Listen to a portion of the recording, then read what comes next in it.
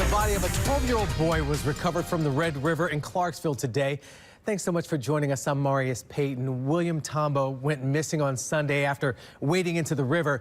Tonight, we're hearing from the boy's father, who last saw his son as he went below the surface. He told our Braden Ross he jumped into the river to save William from drowning, but it was too late. I brought him from Africa to give him a better life, not to bury him. It hasn't even been a year since 12-year-old William Tamba moved from Liberia to live with his father in the United States. In the house, he will help you with any job. He was so obedient. You meet him, he's smiling. Last Sunday, William's father, Enoch Tamba, brought his two sons to Billy Dunlop Park in Clarksville. On a beautiful spring day, it was packed. They're like, hey, Dad, I want to swim. I'm like, you can swim.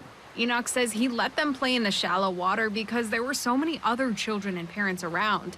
And then, in an instant, everything changed. I watched my son submerge, and he never came back up. And he never came back to me. I think appearances can be deceiving. Rich Holiday owns Water Dogs Scuba and Safety, a business that helps train and support the search and rescue divers that went looking for William.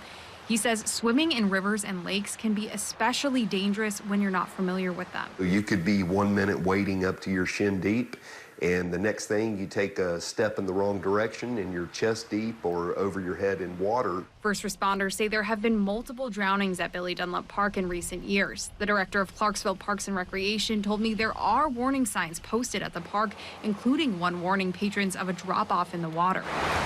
After 4 days of searching, dive teams found William's body less than a mile from where he went under. Enoch says if he'd understood the danger, he never would have let his son go into the water. Now he wants to make sure other parents know what he didn't. I want to be the last parent that will ever bury that child from this lake. In Clarksville, Braden Ross, WSMV4.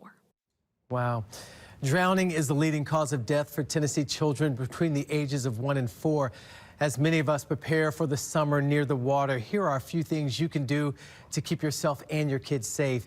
Enroll your children in swimming lessons and actively watch your kids while they're in or near the water.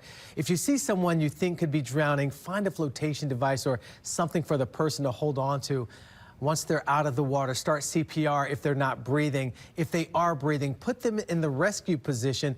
That's on their side, top leg bent, and head tightly slided back to open their airway.